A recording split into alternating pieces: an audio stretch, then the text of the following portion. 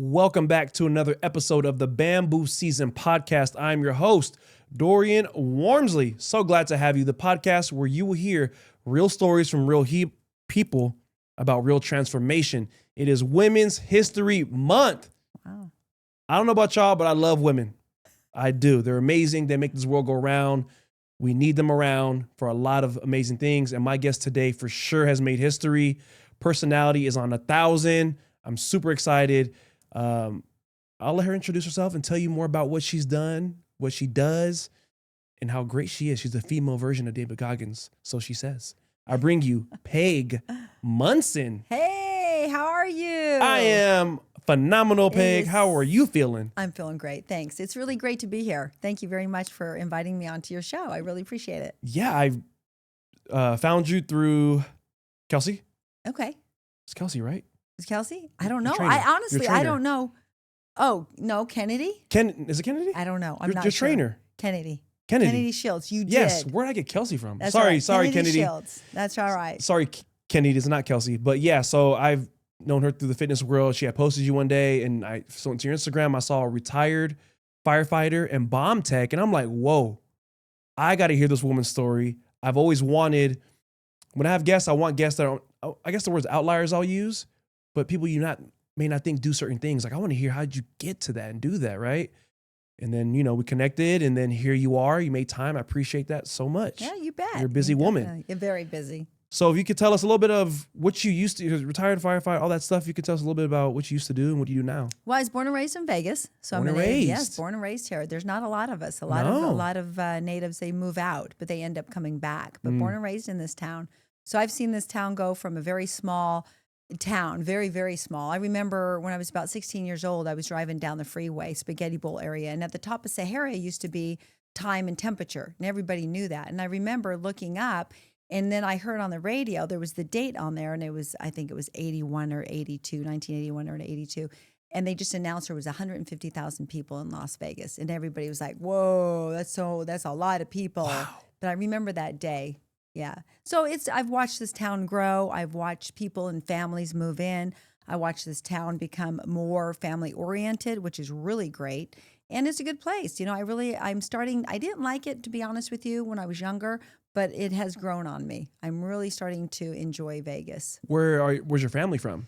My dad's from Pittsburgh, Pennsylvania, and my Okay. mom's from New York. They moved out here. My dad was in the Air Force, so he moved out here because he was stationed at Nellis Air Force Base. Okay. Yeah, and they met on Fremont Street back in the 50s and 60s. Wow. When everybody used to cruise, and I cruised Fremont Street, but we would cruise up, we'd turn around, and we would cruise back, and that's what we did on Friday and Saturday nights. And that's where they met. So they're around here like the real mob times. Real mob times, exactly. Dang. It was fun. It was really fun back then because it was very innocent. Yeah. Very innocent, and it was a lot of fun.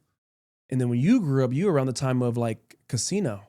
Yes, exactly. I grew up in this. I was born in 63. I'm 62 years old, so I was born in 63.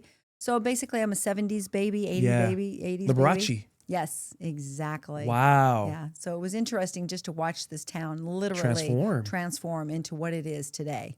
Because even me, I moved here in 2004. Oh, okay. So I've been here just over 20 years. And just in that time, so much has changed. Because when I first moved here, I think the Wynn was just being built. And I live on the southwest side now by IKEA. None of that was there. None of it. And now it's just crazy. And because I don't know about you, but for me, I pretty much stay in the same sector most of my days.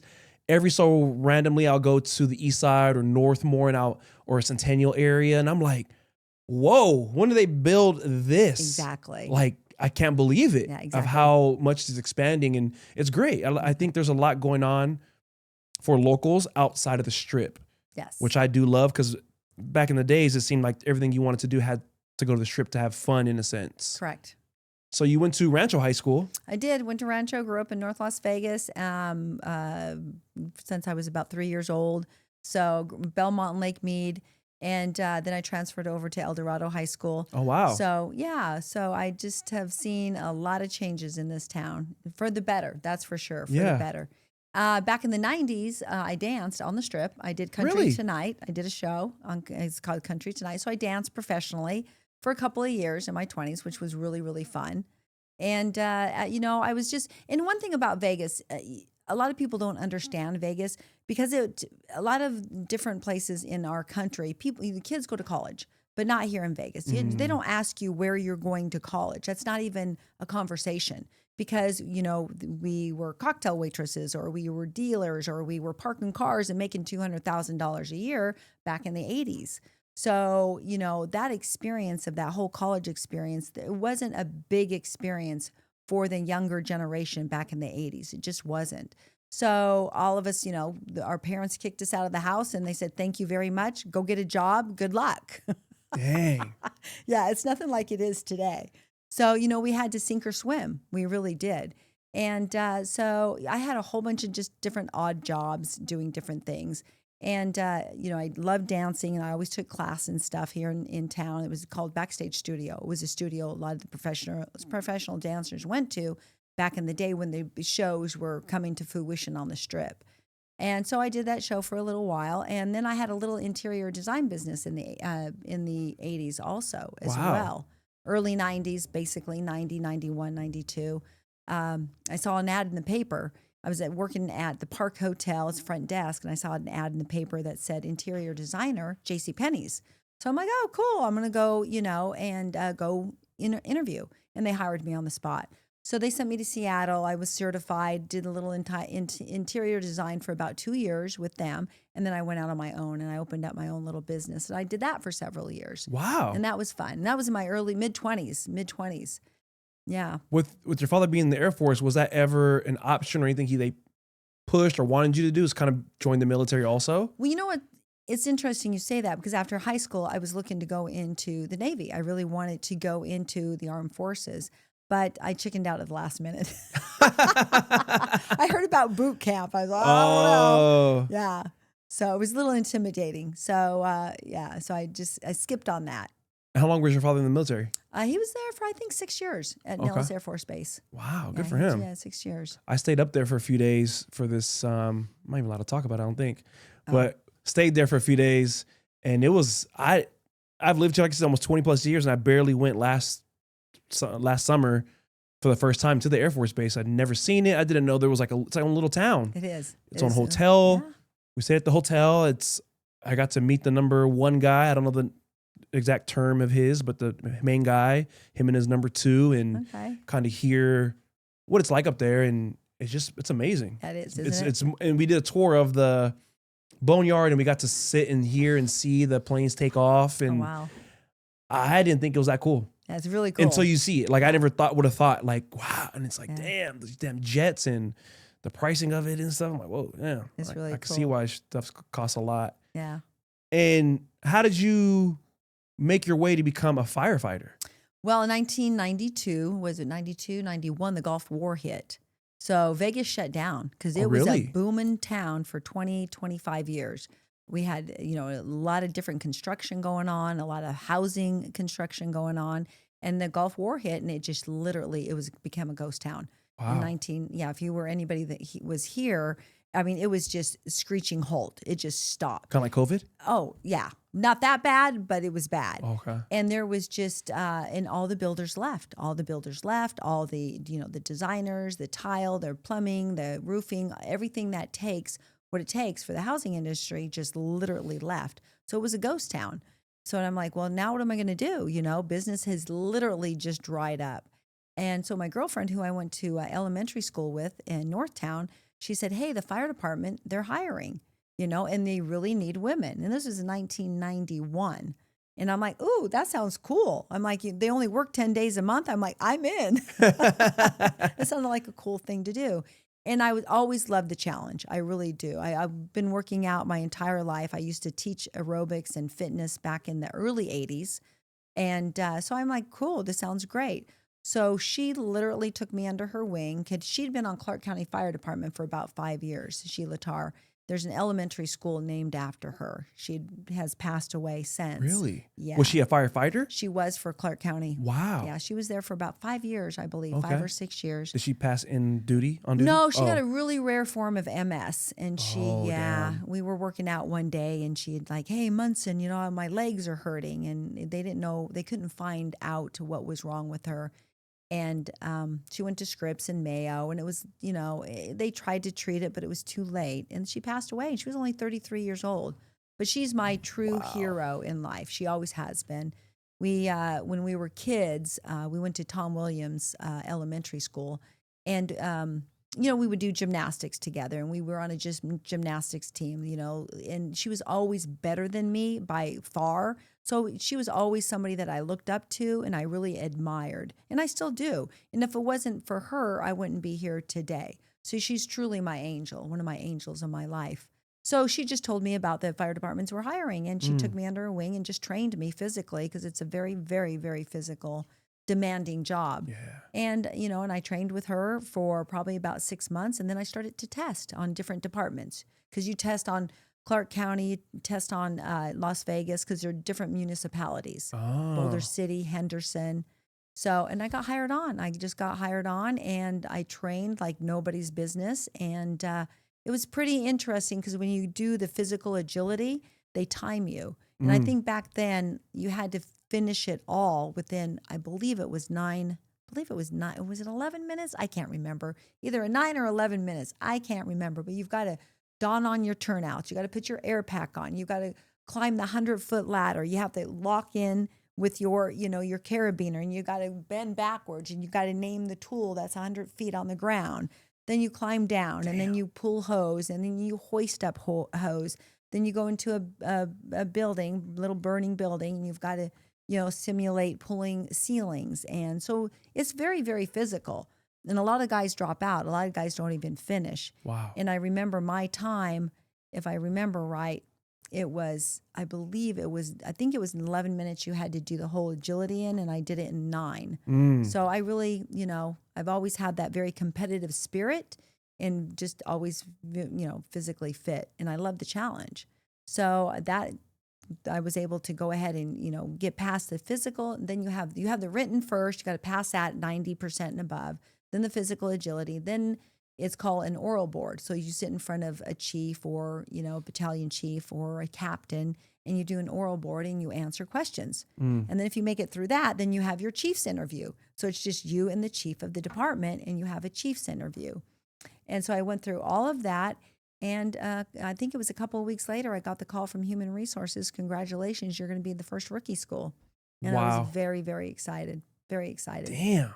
Very challenging. Very challenging. Yeah. I'm sure. I can only imagine. I recently did a tour of the number 1. Oh, did you go to one? Right there downtown, the big one. Oh, you did? Right here. Yeah. That's where I was at. That was my so home station. we were there talking, and they had brought you up. She had just, because you were there touring, for visiting. Right, exactly. You were visiting. And I was like, oh, yeah, I'm trying to get her on my podcast. I think she's coming on sometime soon. And we did a tour of that. And man, it is interesting. Like, we went upstairs. Oh, they let you upstairs? I don't know if I'm allowed to say all this. Oh, no. That's good. It's okay. No, but if they let you upstairs, that's cool, because that's where all the dorms are. We didn't get to see the dorms, but we got to see like the call center. Oh, the call center. Not call center, but the response team. Yeah. Yeah, 911. Yeah. And I'm like, whoa. And they're kind of just telling us how it breaks down. That's and dispatch. Yeah. And then we didn't see the dorms. There was a rookie guy. He was kind of showing us things, and he slid down the pole for us. What? Yeah. Stop it. Yeah. What? I got it on that video. Is BS, because they would not, when I was visiting the station, they would not let me slide down the pole, because back in 1992, you did it. It was operating. That's what we did. And we got to sit there and watch and see them go on calls. A few calls came in. We watched them hop in, boom, get their boots on, this and that, take off in the ambulance. Somebody else, they took off in the fire truck. And then the rookie, we saw him do his whole, I don't know what to call it, but he did the whole thing where he opened up the fire hydrant, plugged it, carried the hose all the way across, got his axe, broke the door down, sprayed, put the ladder. And it was cool to watch. He's young. He was 21, something like that. Young kitty rookie. Were they training, or were they just doing drills? He was just showing us the thing. So he was a rookie? He was a rookie, yeah. Okay, so he was just doing, he was showing like different drills. A drill, I guess he had to show us. And it was training. Phenomenal to see. I'm like, I've never seen it in action, never been anywhere where I have seen firefighters in action. So it was cool. And him being so young, I was like, damn, dude, you did that. Like, that was great to watch. Yeah.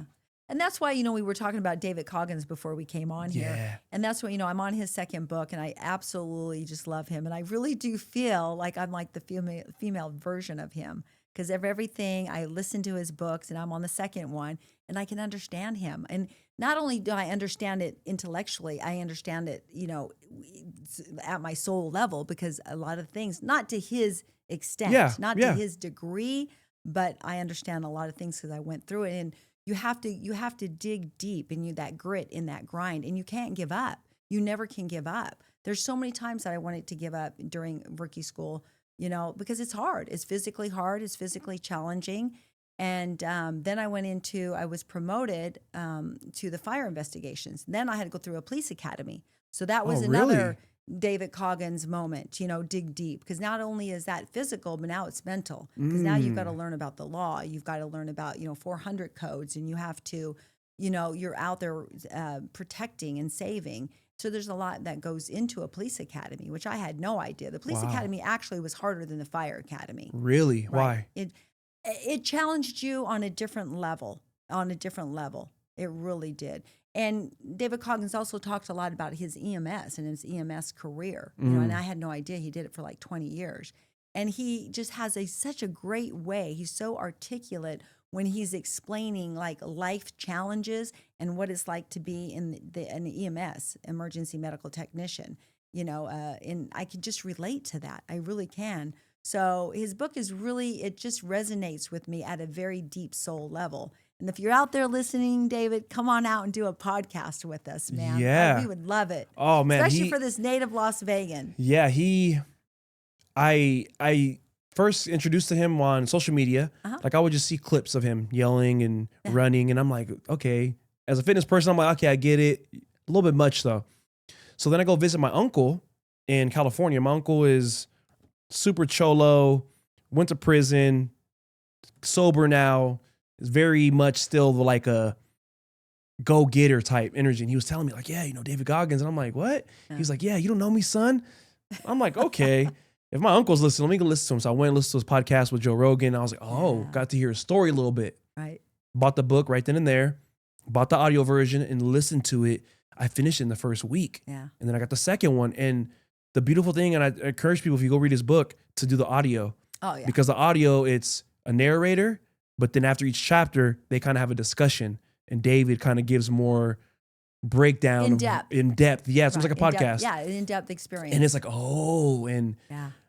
and when I heard him say the things he was saying, it hit me so hard because there was moments in my life where the things I had been through and got through, I didn't know how to explain it. So hearing him say it and explain it, I'm like, finally, I get what he's saying. Like, I didn't go through the exact struggles he did, but I felt a 4-story window. Right. My body was broken. Wow. I was laying on a hospital bed and couldn't move. Wow. For weeks. Wow. Right? Like, in that moment, I had to learn, like he says, callous my mind to push through this and understand I can either stay a victim or I can work on myself and get out of this position and use this hard moment as fuel in the future. Mm-hmm. And I didn't even know I was doing that when I was doing it. Right. And then going through that recovery process and just all the life experiences I've had that were hard, hearing his story, similar in certain ways of things he'd been through.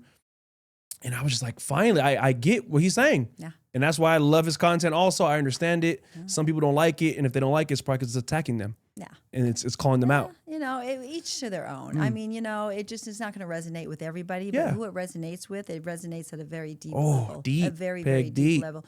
And I think that's where the connection is with me because it resonates with a very deep level of the struggles that you go through. There was so many times that I wanted to quit on the fire department. Why? Because of it. Look, I was a woman in 1992 on the fire department. Come on, that sounds crazy. I know. Come on, and look, little tiny thing like me, and I'm like, yo, hey guys, what's up? Let's go fight some fires, man. But that's my attitude, and and you got to remember the men that were on at that time in 1992. I was the fourth woman hired on. They didn't know what to do with me. They're like, oh shit, what are we gonna do with this one, right? Yeah. And it took a long time, like 5 to 6 years to prove yourself. And it did. I remember one first fire. It was I don't know if it was my first fire, but it might have been my third or fourth. But it was a 2-alarm fire, which means there's a lot of trucks, a lot of engines, a lot of battalion chiefs on scene, ladder truck companies on scene, and it was a warehouse fire. And we were like 150 feet deep into this furniture warehouse, right? And me and my partner went in, and at the very nozzle, at the very end of the hose, there was no water. And the other guys were doing ventilation. They were all in the building. And, there was a kink in the hose. So that's why you always have a partner. So I was on the nozzle, and I'm like, go back. I'm cool. Go back and just unkink the hose. Well, he didn't come back. And I'm like, what the hell is going on? Yeah. So I'm like, well, finally I got some water, right? But when I went out after fighting this fire by myself as a rookie, that I realized that they all left the building because it was getting too hot. Because there's a certain thing when you're fighting fire, if you're in the building for too long, then the integrity of the building becomes weakened. So you got to get out of there because the roof might fall, and that puts you in a position to where it's really dangerous. So, and I went out there, and they were all on the, engine sucking oxygen. And I just realized I'm going to have to really step up my game because they don't give a shit about me on this job. They really don't. And what they did back in the days, they really tried to push the women out. Really, they were very hard on them. And psychologically, physically, mentally, they were very hard on the women. And the women that could not handle it, they did leave. And they would come to me, and they would be kind of their sob story. And I'm like, look, you guys, this is a man's world. If it's too hot, get out of the kitchen because it's not going to get better. You're in their world, and if you can't adjust to their world, you're going to have to leave. And that's not the answers they were looking for. They wanted me to, hold hands and sing Kumbaya with them. And I'm not going to do that. You got to suck it up, buttercup. Yeah. And if you can't, you got to go. And a lot of them did.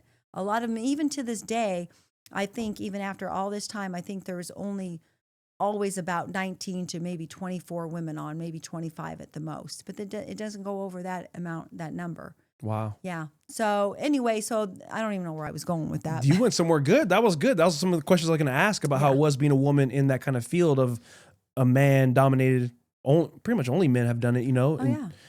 To go in that, and I was just curious if there was hazing or shit talking. All of it. Really, all the above. Yeah. Oh, and some. Wow. Because it's 1992. Yeah. Tons of hazings, tons of shit talking, but I didn't let it get to me. Like Coggins was talking, I just didn't. What it did was it fueled me to become better, and it fueled me to continue on with my career. So let me ask you this.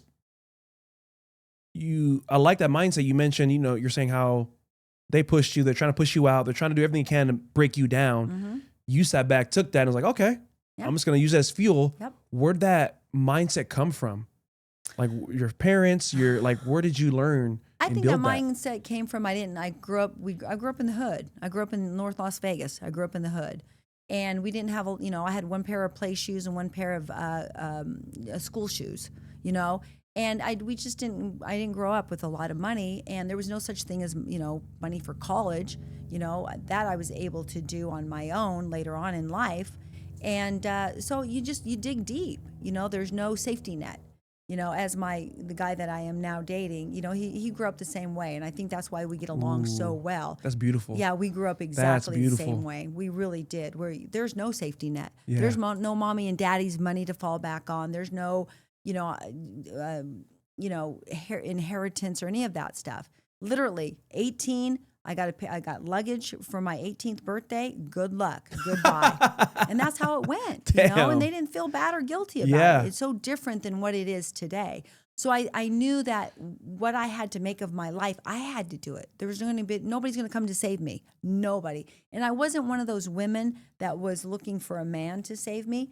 No judgment on the women that do, but I was not cut from that cloth. I was cut from the cloth was you got to go work your ass off. You got to work hard. And, you don't come up for air until you're done. Where'd that come from then? I think, like Coggins talked about it. Was your dad instilling that in you? Like, what were some things your dad instilled, or mom, as a young woman? Like, when you were growing up, was your mom kind of saying, hey, you want to go to school, get a man, this and that? Was your dad saying, no, be your own woman, or it's just your own? You just none learned. of it. I got none of it. Wow. It was, I grew up in the 70s and 80s. It's like, get the hell out of the house, go play. I don't want to see you guys back until the street lights come on. And people in my era, they know what that means. Because we're like, get the hell, cartoons on Saturday, do your chores and get the hell out of the house. And I don't want to see you back here until the street lights come on. And that's all of us grew up that way. Wow. So we would leave. God only knows where we'd go. We'd be building forts in the desert or riding our bicycles clear across town, or walking through the sewer. I mean, we did some shit growing up, because, So I think that was something that's innate. I think that's something that I just have on my own because I didn't get a lot of guidance from my parents. Actually, I didn't get any guidance from my parents. They divorced and remarried, and they had their troubles in their marriage. And so I just knew I wanted more and I wanted better for myself. And I knew I'm the one that had to create that. I couldn't look to anybody else. And I'm still doing that. I'm 62 years old. I'm still doing that to this day. That's beautiful, Peg. Yeah. I love the idea of knowing what you just at the very end of that is I want more. Right.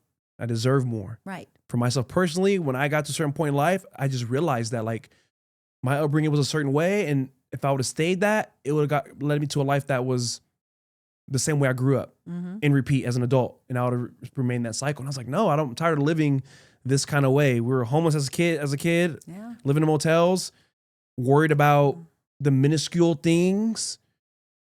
I don't want to live that way to where I'm worrying about just finances, I guess is the word I'll use. Not saying I want all this mansion, this and that, but I want to be able to have the basics without. Like one thing I would love to have is always have everything on auto pay without having to check my account. Yeah. That to me is freedom. That to me is quality of life to where you don't have to worry about bills or anything like that. I don't care about the other stuff, but bills are taken care of. You don't have to look at shit. Growing up as a kid, it was a struggle looking like, all right, we got to do this. We're not going to eat this week. We're eating noodles. Bologna sandwiches, Tampico, 99-cent store.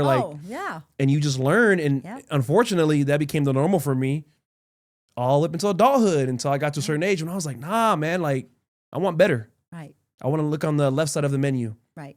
Exactly. One of my favorite speakers talks about that, how he likes to live his life on the left side of the menu. And you open the menu, there's people who look at the price first, and there's people who look at what they want. Right. It's like, are you getting what you want or are you getting what you can afford? Right. And that's how I want to live my life. Like, I don't want to live extravagant, but I want to be able to go to a nice restaurant, open it.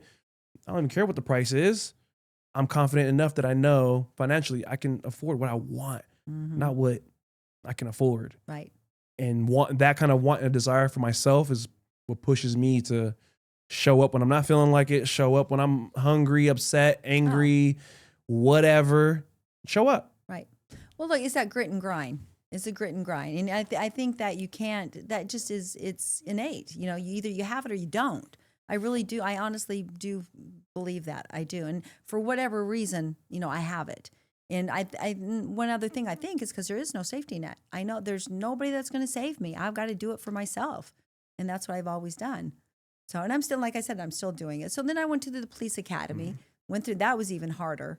That's a whole other story in itself because there's a story below the story. I'm telling you, it'd be great for a Netflix series because my husband was having an affair with one of the women at his work, and we all worked for the city of Las Vegas, and it was really bad. It was really nasty, really ugly. Wow. Yeah. So when I went to the police academy, she was what you call a TAC officer in my police academy. Oh. Yeah. So she was a training officer. Yeah, and they were having an affair, and it was not good. It was just not good. I was 30 years old, and it was just all bad. And she got pregnant while they were having an affair, and I didn't know anything about it.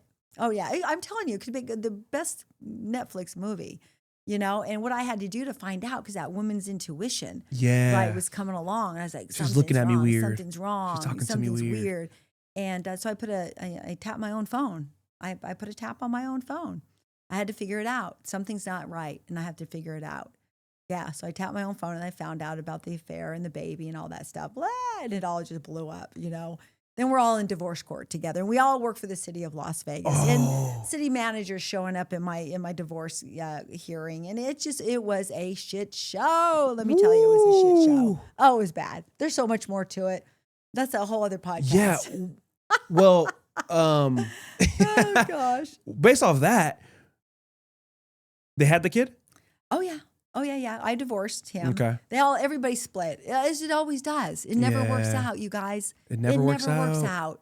Never. And we divorced. She was married at the time. She had so they were both cheating. Oh Oh, that's good. Oh, yeah, so good. I did my Netflix, little, please make this. Oh, I'm telling you, I did my investigation skills, and I called up the husband, and I said, "Hey, your wife and my husband's having an affair." And he said to me, "What time can we meet today?" And it really is. I'm telling That's you, a movie. it's kind of like the War of the Roses, Fatal Attraction, and Top Gun, all wrapped in one. I'm telling you, it's exciting. You never know who the bad person's going to be. You need to write it. I'm telling you. Write a book. It's really, really cool. Have you thought about writing a book? I have, actually. I have. And actually, I have started. Good for you. You I have should. started. It's. So let's hold on. Let's take and Coggins he's inspired me to do that. Yeah. So come on, David. Yeah, David, you're gonna see this. I hope. I know That's you right. will. Come on, baby. And Come if you on out see here. this, tag David Goggins. Tell him he needs to come on. We're here in Vegas. We need to hear. We know your story, but we just need you here I want to anyways. sit down and talk to him, man. I really do. I think it'd be great. Oh, I'd love just it. to share stories and Yeah. stuff. It'd be so good. I'd cry. That'd be really good. I'd So cry. let's go back to the. We'll get to. Okay, so you're a firefighter. You go to police academy. Mm-hmm. You find out they're cheating, having a baby on you. Mm-hmm. You divorce. What led you to become a bomb tech? Well, let me back up really Oh, go ahead. Tell it. So what happens? So we have to test in order to become a fire investigation bomb tech. It's a testing process. It's all a testing. But this is how they do it in the the firehouse Yeah. or that type of career. So anyway, so I told the guys, "Oh, I'm going to go ahead and I'm going to apply." And they said, "No, Munson, don't. You're never going to make it through the fire academy. Give your spot to one of the guys." Yeah, that's what they told me. And I'm like, really? Okay. So that just fueled me even more. That just fueled me that much more. And then testing, I scored #1 on the test, and they were pissed. All the guys were pissed, right? And so what they did was they appealed one of the questions. So what that did was that knocked me down to #2. So what they do normally, human resources, when you have a testing process, they number like 1, 2, 3, 4, 5, 6, 7, 8, 9, 10, all people, and they normally pick the top person to be promoted. It's fair, right? #1 gets promoted, #2 is next in line, #3. So by them appealing a question, what that did was knock me down to #2. So therefore, that person, the guy, right, could go to #1 and he could get promoted. So I appealed his appeal. I ain't taking that. I ain't taking that bullshit. Can we cuss on here? Yeah. Bleep out. No, it's my Okay, podcast. so you can say what you want, girl. Yeah, I don't take Cussing that. makes I you don't take weak. that shit. We don't take that shit. I don't take that shit. Let them know, Paige. I don't have time for that shit. We don't have so I time for appealed it. his appeal. And of course, my question was right and his question was wrong. So it bumped me back up to #1. And there's a part of me that I just get some satisfaction out of that, because when people try to knock me down, literally, it just fuels me. It just gives me more energy to be better and to do better and do more and to be more.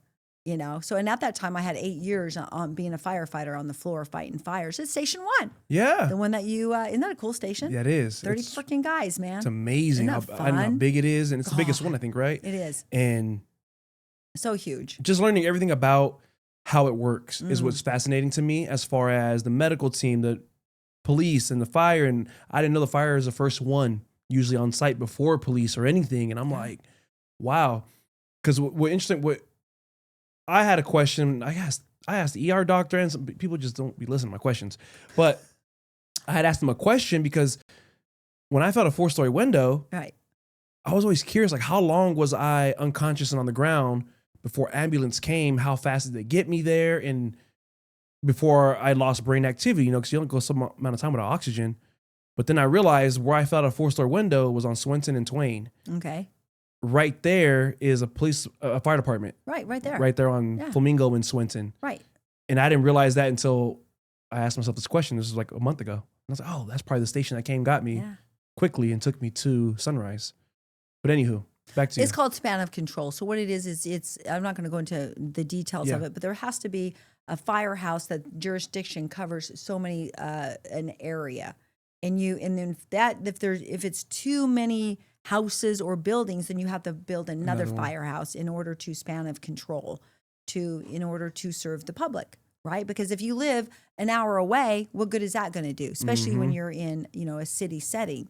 When you're in a city, you have to have these different rules and regulations. So that's why. So there's a certain amount of time that they've got to get there in order to help save the public. That's what we do. First responders, we're there to serve. We definitely, yeah. So Anyway, so then I went to the or the police academy, and she was my TAC officer. So she went after my job. She went after, she knew, and they were seeing each other. We're going through court. It was awful. But she definitely tried to get me to either quit out of the academy or, fired out of the academy because she knew. I mean, I don't know. I don't even want to get into it because it's just a whole bunch of, drama. We'll read the book. Yeah, read the book because it's really, really good. So a whole bunch of stuff happened. She eventually got kicked out of being a TAC officer, training officer, because what she was doing wasn't right. And one of the other instructors saw it. It wasn't even me that brought it to the attention. So we brought it to the chief of the city, and she's like, "No, you got to go. This is bias. You can't do this." And so she left. I was able to finish the police academy, which is extremely difficult physically, mentally, emotionally. They push you like nobody's business. Wow. Yeah, they push you and push you and push you because of what they want to do. Do you have it, or do you got that grit and that grind? I mean, you're going to be carrying a weapon. You're going to be making arrests. You're going to be throwing people in jail. You've got a gun, carried on your side. So what are you going to do with it? So basically, there's a lot of tactics involved and a lot of different things that you learn when you go through the police academy. Yeah. So. Yeah, and then you became bomb tech. Is that how you became bomb tech? Bomb tech. And then you promote. The promotion is this. It's within the same umbrella. Bomb tech. Then I go to the FBI Bomb Academy in Huntsville, Alabama, Redstone, and it's a big, huge Army base out there. Huge. Took us an hour on a bus just to get back to the range in order to do the training. It was literally about an hour on a bus. I mean, the place is just massive. Yeah. And I loved it. I loved the challenge. I got bored on the floor because I knew there was more to me than just, we call it lock and load in the lazy boy, lock and load, but it's good for a lot of the guys, but, and they're happy and they're content, but I just needed to do more. And so that opportunity came my way and I jumped on it and I, was promoted, into the division, and went to the FBI Hazardous Material Device School. So that was 6 weeks. That was 6 weeks long. And my daughter was 4 at the time. So it was really hard to leave her for 6 weeks, but I had to for the training. So that was fun. So you learn how, you learn different things about devices, how to build them, how to detonate them, how to mitigate different devices. How long ago did you retire? 13 years ago. So I retired in 2013. What cued that or triggered that to like, this is it, time's up? My heart. I have just definitely had some medical issues because it's not an easy job. Like physically your heart, not like your emotional. No. Oh, really? Physically. What happened? Well, you know what happens? This job is so stressful, you guys. I mean, you have to get up at 2:00 in the morning and you don't know what, you've got a call, right? The bells go off, the sirens go off, and you're in a dead sleep. And all of a sudden the bells and lights go off. What does that do to your heart? Boom, just right out of, just all that adrenaline and your heart. And that's constant. It's not one day out of a year. It's when you're on duty, it's, all the time. So you're doing that adrenaline, dump, and then you come down. Adrenaline dump, and then you come down. So that does play havoc on your heart, on your physical being, on your physicality of how our bodies function. So we have what you call a heart and lung bill. It protects our lungs from what we inhale, and it protects our heart from all the stress that the job, causes. Doing this for so many decades, I did it for 2 decades plus. It's a long time. Yeah, it is. So I knew it was about, I think I was 50. I was 50 years old, and I was 20 years on. So the doctor at the time, because we have a doctor on staff, I was throwing what you call PVCs, where your heart does irregular heartbeats, and he's like, "It's not good. It's not good, Munson. You don't want to have your daughter be not have a mom." So basically, he suggested that I retired. Then I went to my own doctor, and he did the same thing. So I knew at that point, and I was having, heart palpitations at night, where your heart would just kind of gets out of rhythm, and it just beats. And I knew, I'm like, it's time to go. Wow. I don't want to die of a stroke. I don't want to die of a heart attack. And what's sad about it is a lot of the guys, first responders, police, and fire, once they retire, within months or years, they die, either a heart attack or a stroke or cancer. So it really does take a toll. And that's why we get to retire at 50, at 50 years or 20 years on and 50 years old. because it does. It takes a toll on you. Has it been hard, or was it hard at first giving that up? Because it's 20 years of you in action, doing something to now. I don't know what you did after you retired, but to go from that 20 years to now, all right, I'm back to civilian life. What was that feeling like, or what was that transition like? It was really hard because 22 years of hanging out with the guys, you have the camaraderie of the guys. I was very well respected, after doing this for so many years. So what I did was the FBI reached out to me, and I trained. I trained at Redstone Arsenal in Huntsville, Alabama. I trained. So I did that for a couple of years. I was an instructor, and I really did I loved it. It was, we did a lot of suicide bombing training. Yeah, we did a lot of, hands-on. We had a range. We would blow up things, teach, a lot of different things that you need to know in the field. And we trained a lot of the special forces, because the special forces, what they do, and what I learned, and I didn't know about this, was they're not experts at everything, but I don't even know how to explain it, but they know everything because they have a toolbox, and that's what they explained it to me. The Army Rangers and the Navy SEALs, they would all come through our course. And I asked them, I'm like, hey, you guys, and they're kids. They're like 22, 23, 25 years old kids. And I go, how do you guys remember all of this information? Because they go to all this specialized training. And they said, it's a toolbox. And what we know, we have just enough information, and we keep it all in the toolbox. And then when we need it, we go in that toolbox and we can use it, So it was really interesting working with those guys. I loved working with all of that, the military, the EOD. I was out at Nellis all the time training with them. We would do, big vehicle explosions, and it was really cool. And you mentioned you had a daughter. I have a daughter. More kids than that, just her? Just her. She's 28 now. She a firefighter? No. Oh, God, no. I told her no. She asked me. I said, oh, no. really? She did?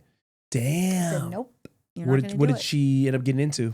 Actually, her dad was a K-9 police officer. Okay. Right, for the city. So that's what she's doing now. She went to college. She finished her degree at UNLV, studied abroad, but now she's doing the dog training. She's taken after her dad's footsteps. In Vegas? In Vegas. Yeah, I told her no. I said, I will not support you one bit of being on the fire. It's too hard. It's too hard. And I didn't want her to go through what I went through. It was a great career, don't get me wrong. I loved it, Would I do it again? I don't know, you guys. I don't know. Yeah. Huh. I don't know. It was tough. It was really, really, really hard. Yeah. Not too long ago, like around the time I had first seen came across you on Instagram and through your trainer, I met another woman. She came on here a few months ago. Her name is Tina. She's a dog trainer. Oh. Her dog sniffs bombs. Okay. She has two dogs. One's a bomb sniffer and one is bed bugs. Oh, I love the bed bugs. Yeah. That's kind of new. Yeah. The bed bugs. So she ended up her story was like she ended up getting a Belgian Malinois. Right. And knew it has to get a job, like, because the way they are. So she went and she was like, oh, teach you to get bed bugs. Did she get the beagle for the bed bugs, or did she get the Malinois? The Malinois for the bed bugs. Oh, really? Yeah.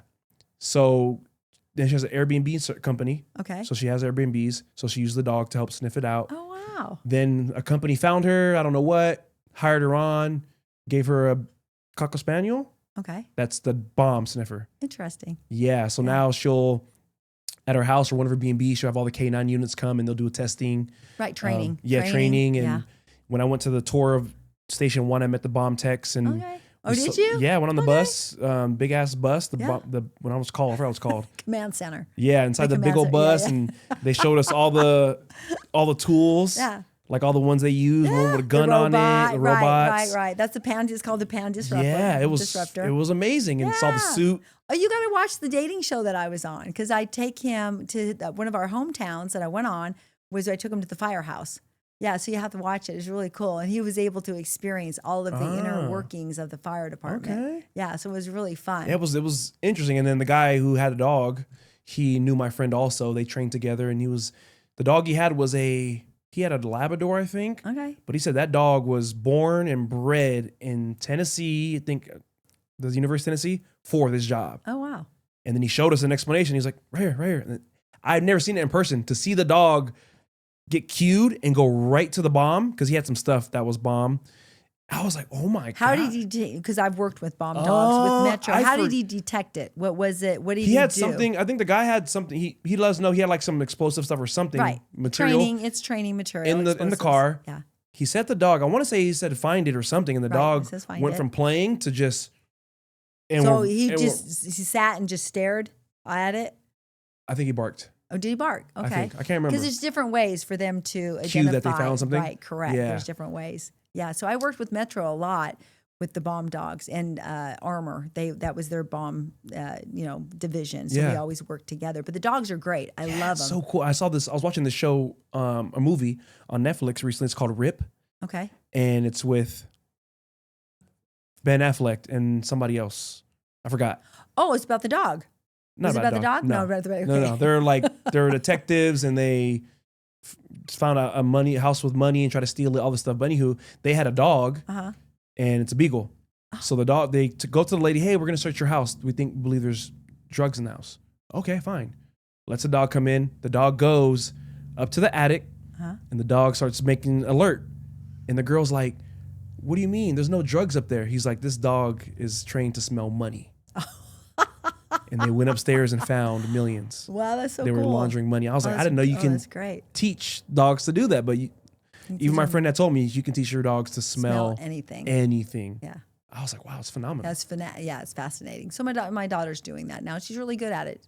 She's really, really good at it. Good for her. Different dogs doing different things. Now, one thing I noticed about you that I've seen just through social media is how active you are. Mm-hmm.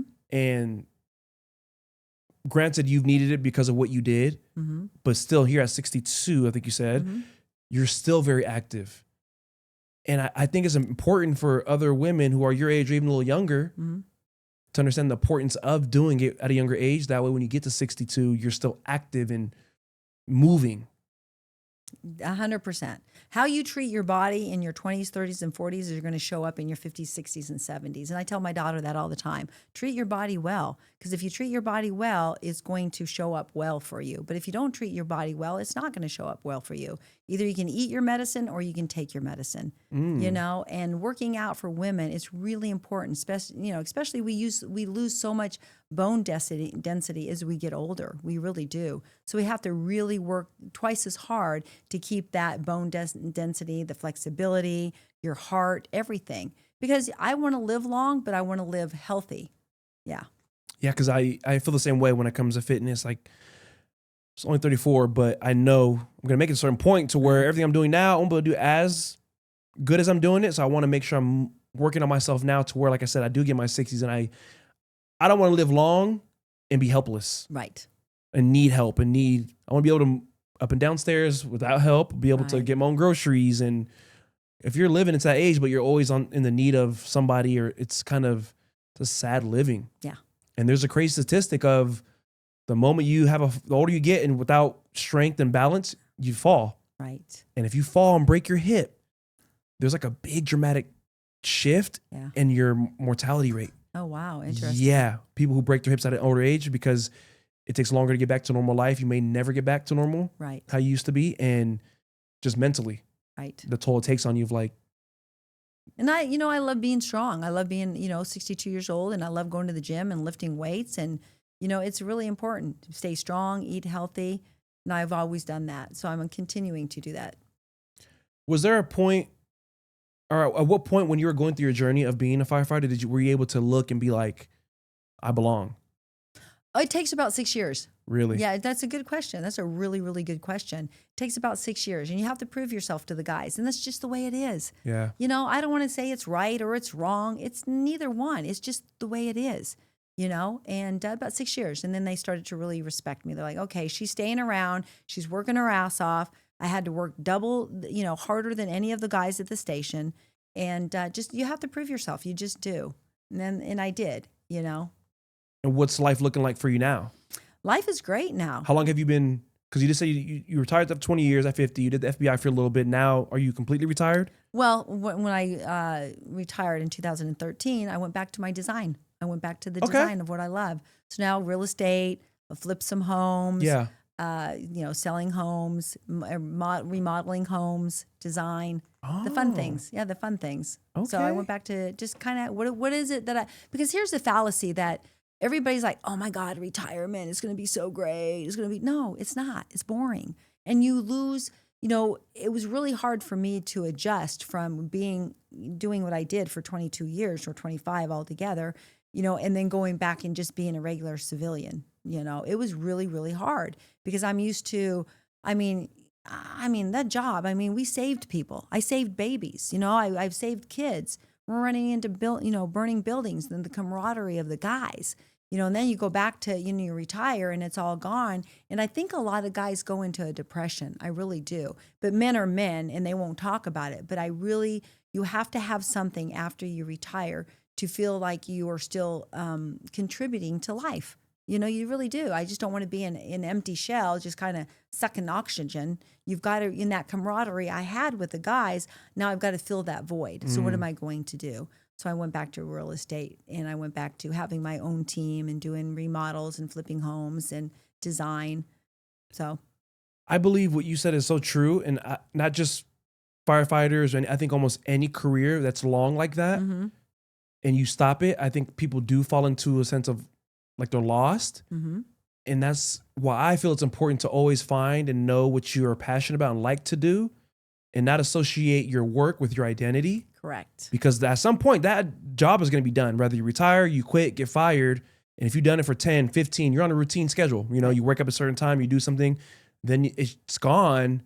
That's where you hit that identity crisis. Like, damn, who am I without, or what do I do? But that's what I did. All my guns were gone. Well, no, they're not gone. I still have my guns, but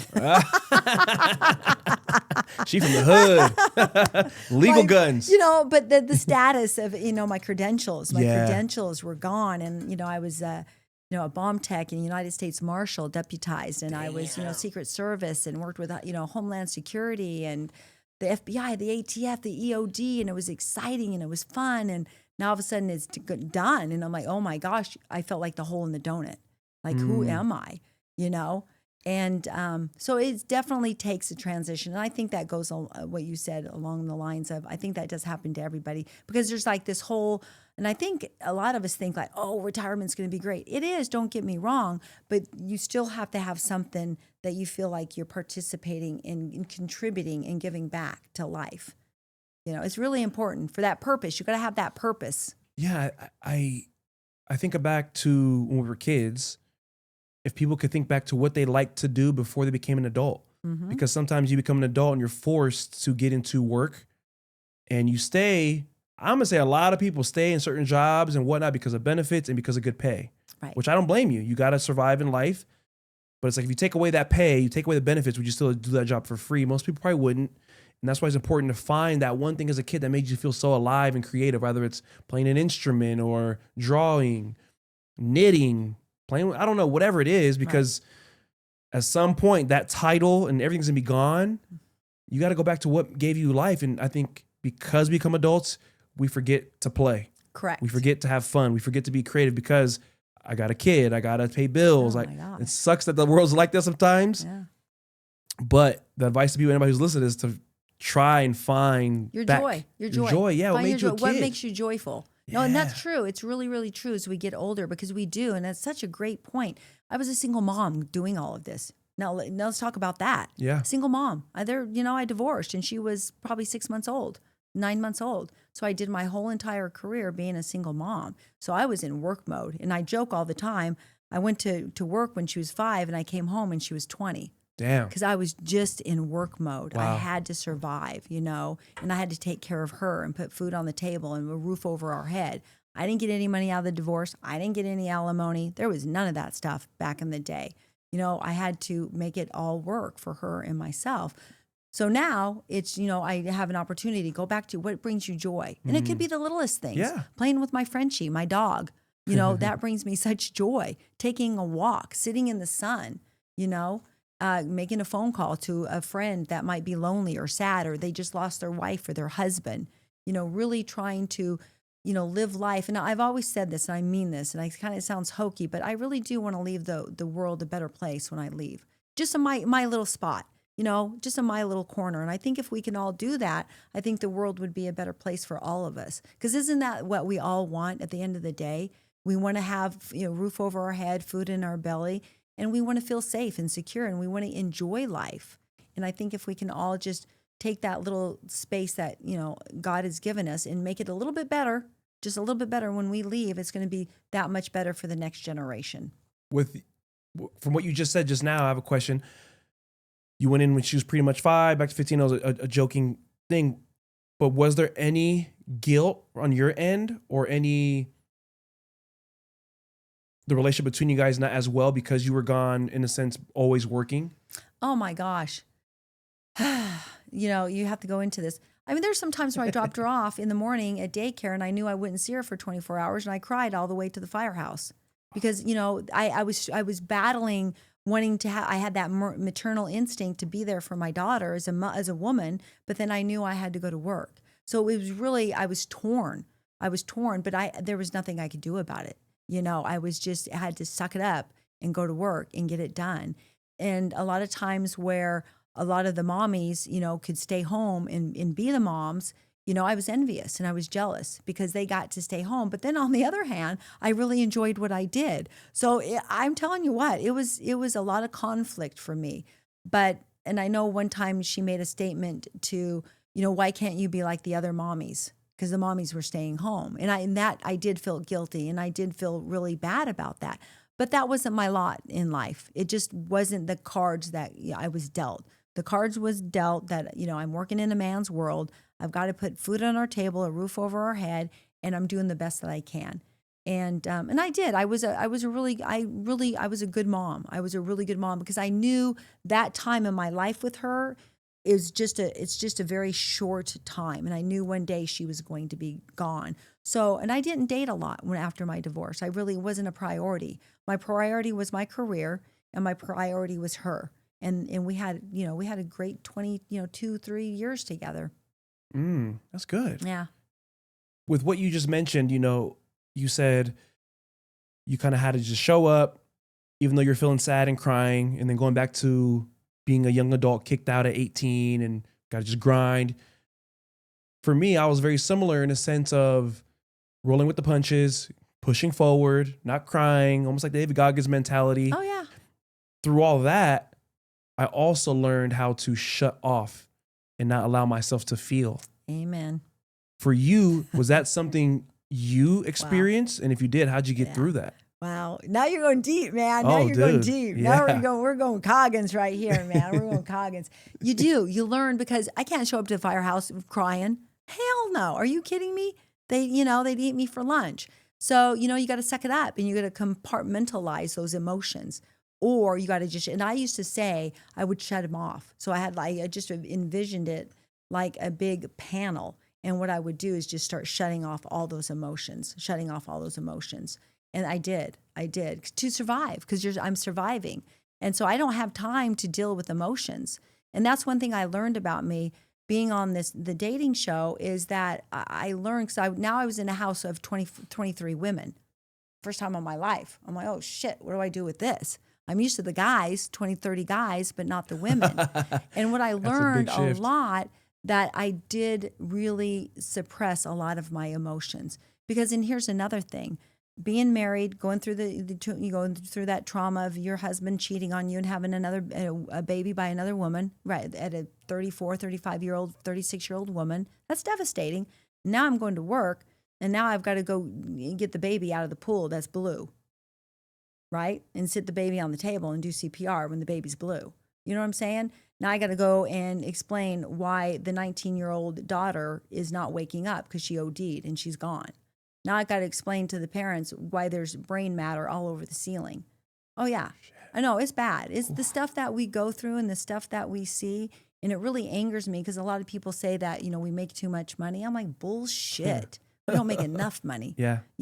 Oh, great. Some of the people, we don't make enough money, because the things that I've seen and the things that I've had to live with, and I carry those things with me because I don't know why. Some of them, not all of them, I've let them go. But at Halloween, there was a drug deal gone bad, and the kids were trick-or-treating in the hood, right? And I was stationed over there. and all the little kids are out trick-or-treating. Well, here comes the car with the guns, taking out the kids, right? No. Drug deal gone bad. And the kids just start falling, right? Wow. And I had the little 8-year-old with the bullet in the back of his head die in my arms. So you tell me, how much is that worth, right? How much is that worth? Would you do it? And that's what you have to ask yourself. Would you do it? Yeah. Yeah. And so this poor boy, so those are the things. We don't make enough money. We really don't. The first responders don't make enough money of what we go through, not only emotionally, mentally, and spiritually, but physically. It affects our health. So, it's interesting. The whole thing is very, very interesting. And I don't even know where we were going with this. I was asking. What was the question? You were good. I was just asking. It sounded the way very similar to me in the sense of I had to learn to shut off my emotions. Thank you. And wasn't allowed. I went to my first therapy session recently. Oh, good. And she brought that up, which I already knew, but she kind of pointed it out. And I'm like, okay, cool. Maybe we need to work on. And that's why we're hearing you describe certain things. It reminded me of myself when I was describing certain things. And I don't know if you're in a place now where you said you noticed it when you're in the show. And I'm curious if something you're working on, you have worked on, have you talked to a therapist about it, something you've realized with yourself that you shut off those emotions? I've been in therapy since I was probably after, 27 years old. Because I knew I needed, going through my relationship and stuff, I knew I needed help. I know one thing in life, I can't do this by myself. And thank God for that. I need help. I'm not an island. We're not put on this planet just to do it by ourselves. There is help out there. And I had to. It's so interesting that you talk about this because when my daughter was 19, and I went on a call where the 19-year-old didn't wake up because she OD'd. And the guys always told, it pissed me off because guys always made me go tell the families. Munson, go tell the family because I was the girl, right? I got the emotions and shit. So I was always left telling the family that their loved ones have died. You know how horrible that is? That's awful. It sucks. So one particular call, and I've got many of them, but one particular call, the 19-year-old didn't wake up. The mom was devastated, right?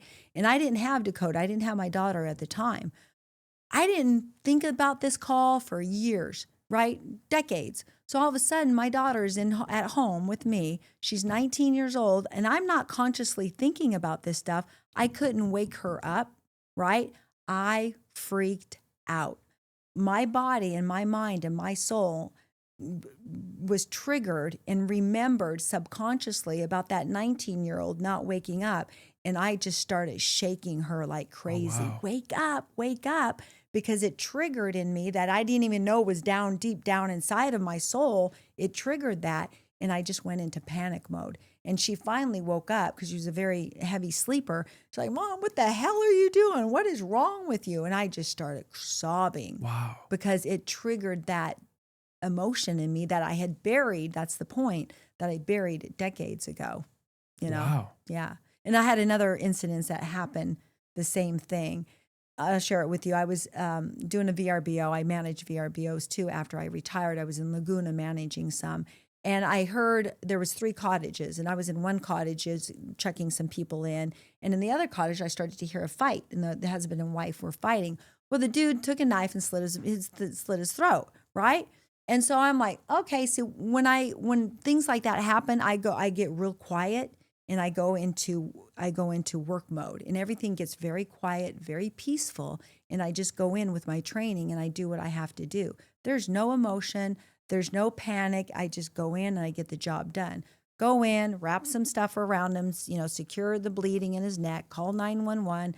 The guys come, they get him, they take him away. Thank God he survived, right? Thank God. And there's blood, oh my God. Spewing out everywhere. But to me, that I'm cool because that's what I've done. But then I go back to the cottage, and about 45 minutes later, I have breakdown. I start sobbing. I'm like, what the hell is going on with me? So I called my ex-partner on the bomb squad, who I worked with for 13 years, Timmy, and I'm like, something's wrong with me. I can't stop crying. And he proceeded to tell me, he goes, this is for all the trauma that you went through that triggered it. And I had been retired for probably about 4 years at that time, about 4 years. And so it all just came up. So as much as we want to shove all that shit down and we want to bury it alive, that's what we do. We don't bury it dead. We bury it alive. But I didn't know. So I got into some trauma therapy and just started, working through some of that stuff. And because I didn't even know it was there. When you go, I didn't even know it was there. That's the best I can say. Yeah. A lot of us don't know until we're triggered by something. Thank you. And I was like, holy shit. I could not stop crying. And it was all that pushing down all those emotions from all that trauma with all the scenes and all the calls and the burning building and it's a lot. Yeah. I have a question for you. We'll wrap up here in a little bit. Okay. Who's been the hardest person you had to forgive? Myself. What'd you have to forgive yourself for? The mistakes that I've made, just the mistakes that I've made, the hardest, because my bat's bigger than anybody else's bat. I hold myself at such a high expectation. I really do. I'm really hard on myself. We've all made mistakes. I haven't chosen good men. They come into my life, and I had to do a lot of work around that because I came from a broken home. My mom and dad divorced and remarried 3 times. And my mom was an alcoholic. Her father was an alcoholic. So I have that also in my lineage. So, and I had to understand how that affects me today. And it does. It affects all of us. It really does. And I had to do a lot of healing around that as well because I didn't want to continue those patterns. My mother learned it from her grandfather, and God only knows what his father was. But it's just, my grandfather to my mom, because my mom emotionally was never available. She was an alcoholic. She was always drinking.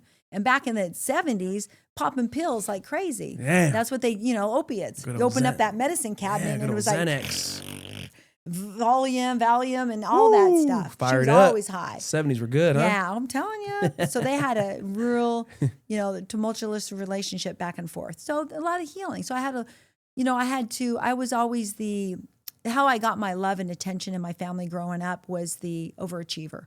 That's how I got that. You get it being the bad kid or the wallflower or the overachiever. So there's roles that we all take on in the family system.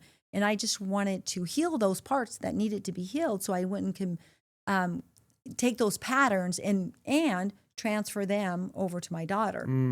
As I wanted to give her the best life that I could possibly give for her. So I had to be honest with it. I had to be honest about that it has affected my life, And so a 12-step program, I got into Al-Anon, and really still involved in the 12-step program with Al-Anon and because it has helped my life, tremendously, growing up in an alcoholic home to understand it and then to take those patterns and do something different. Wow, good for you. Yeah, do something different. So I can pass that on to my daughter so she can do something different and then her daughter can do something different. That's a whole different cycle. Right, it is. And to break the chain, to break the cycle. Be a new link in the chain. There you go. Woo. It's a lot of work, though. Let me tell you what. It really is. It's a lot of work. Last question I have for you. Is there a quote or mantra you live by? What is it and why? Feel the fear and do it anyway. Feel the fear and do it anyway. Because I think a lot of us in this life, we feel a little bit of fear and we get uncomfortable and that just stops us in our tracks. And I think my entire life, I had to feel the fear and do it anyway. And I don't get the courage on this side of the fear, right? I have to feel the fear and then I get the courage once I walk through it. That's where the courage comes from. The courage comes on the other side of fear. It doesn't go, well, I'm going to sit here and I'm going to wait until I feel courage and then I'm going to go do it. It doesn't work like that. I think Coggins talks about that too in his book. Yeah. In books. I think he talks about that. You don't get the courage on the other side. You don't get it on this side of it. You get it on the other side of it because you have to walk through with that fear. And then once you walk through it, then the courage comes. Powerful, Big. Yeah. Anything you got coming on you want to share or express? This episode will come out the first week of March. So anything coming out in March or in this year you want to tell the audience about? Yeah, March the 21st, we're having, March the 21st, Vegas Roots Rescue. I'm going to be working with Lauren and we're going to be doing a fundraising and adopting puppies because she's amazing here in town. She runs this whole foundation, a Vegas Roots Rescue. So look for it on my Instagram page. Where I'm going to start posting a lot of information about it. But come down, adopt a dog, adopt a puppy, give some money, help this organization because Lauren is absolutely amazing. Peg, Thank you so Yay. much. Thanks for having me. For I really making it. That was a appreciate beautiful conversation. I loved hearing more and getting depth about your journey of how you got to where you are, things you've done. I will tag her Instagram in the description of this podcast. Go check her out. She's been on some interesting shows. She's done a lot of great work in the community here in Las Vegas and the world. I hope her story inspires you. Woman firefighter and bomb tech on Women's History Month. Gotta love it. And I'm going to leave you with the word. I got to figure which one I was going to do today. You got to make a decision if you want to get better or you want to continue to just get by. That's a decision you got to make with yourself. If you want to get better, it's going to require you to do some hard work, some honest work, radical honesty. Look at yourself in the mirror, talk to yourself, and ask, do I want to get better or want to continue to just get by? Ultimately, the choice is up to you. Your decision, your habits are going to get you there. Stop playing safe, get dangerous, get better. 2 words, keep growing. We out.